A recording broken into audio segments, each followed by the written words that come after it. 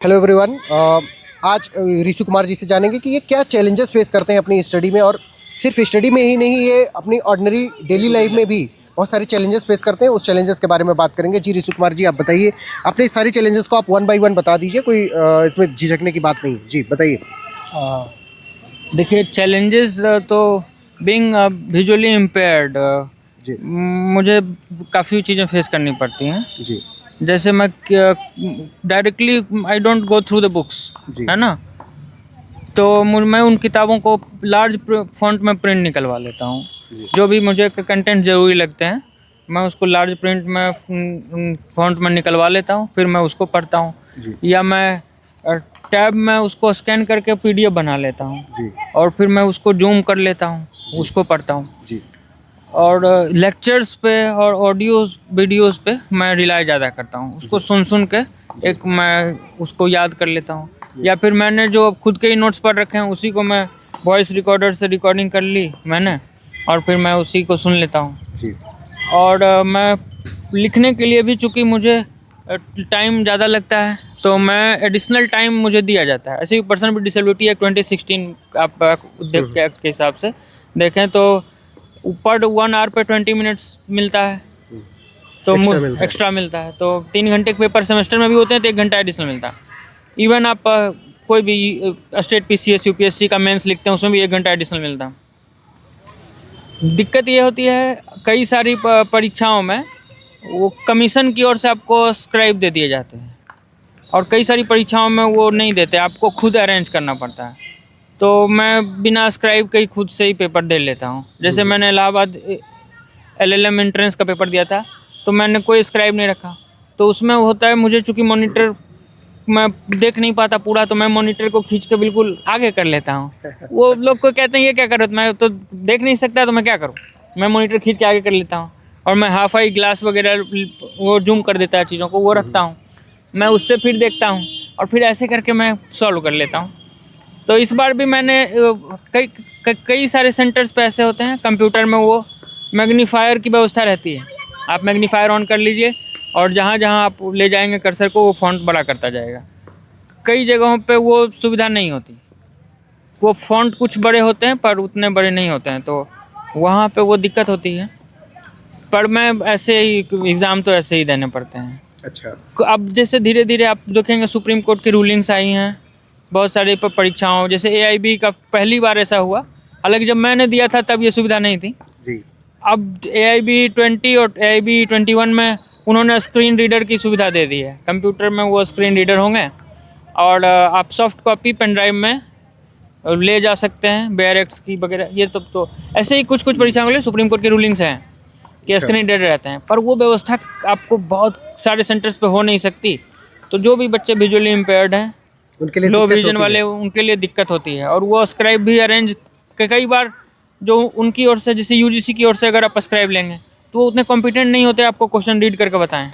अच्छा ऐसे भी होते हैं, अच्छा तो आपको वहाँ दिक्कत आ जाती है। अच्छा, तो मतलब हार्मनी नहीं बन पाती है स्क्राइब और तुम्हारे बीच में। हाँ, हार्मनी नहीं बन पाती है। मान लेते हैं वो हिंदी मीडियम का स्टूडेंट हो, वो इंग्लिश नहीं पढ़ पा रहा, हाँ हाँ हाँ। वो 11वीं 12वीं का छात्र ऐसा हो, वो नहीं पढ़ा, या जैसे लॉ का बैकग्राउंड है, वो ढंग से वो प्रोनाउंस नहीं कर पाता बहुत सी सही बात चीज़ों है। को। हाँ, स्पेलिंग मिस्टेक जो कर दे या कुछ भी कर दे। टेक्निकल वर्ड्स है, तो और उतना भी वो, तो ये सारी दिक्कतें उसमें आती हैं। और मान लेते वो कुछ बताया, फिर मैं वहाँ दिक्कत आ जाती है। तो कुल मिलाकर के विजुअली इम्पेयर्ड जो लोग हैं, उनकी समस्या को बताने की कोशिश कर रहे हैं। और ये मुझे लगता है कि जो भी पब्लिक अथॉरिटीज़ हैं, गवर्नमेंट है, या कोई भी मतलब जो पब्लिक फोरा है, उसको ये इंश्योर करना चाहिए कि जो भी सिर्फ विजुअली इम्पेयर्ड लोग ही नहीं, कोई भी दिव्यांगजन है, चाहे वो जिसके पैर में कोई दिक्कत है, किसी के हाथ में कोई दिक्कत है, किसी के आँख में कोई दिक्कत है, कान में कोई भी दिक्कत है, किसी भी चीज़ में या किसी भी बॉडी पार्ट में अगर कोई दिक्कत है,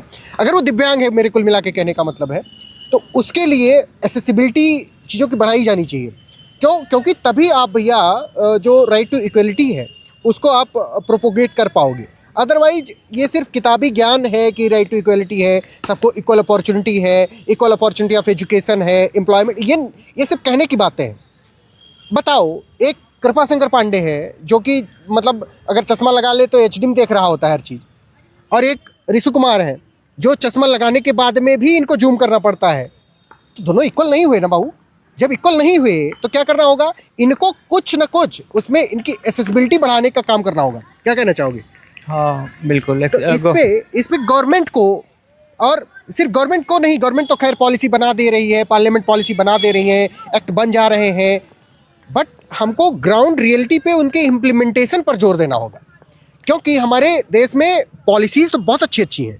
मतलब अगर किताबों में अगर आप लॉ को पढ़ोगे, इवन तुम कॉन्स्टिट्यूशन का फंडामेंटल राइट ले लो यार, जब उसको पढ़ रहे होते तो लगता है कि भारत ही स्वर्ग है, समझ रहे हो। लेकिन जब तुम उसकी ग्राउंड रियलिटी पर जाते हो, उसके इम्प्लीमेंटेशन पार्ट पे जाते हो, तो पता चलता है कि भाई ये तो स्वर्ग क्या, मतलब नर्क का भी थर्ड कैटेगरी वाला नर्क है। क्या कहना चाहोगे? अब ठीक है, ये तो एग्जीक्यूशन है, मैं नर्क वाला कैटेगरी वो नहीं बोलूँगा। हाँ।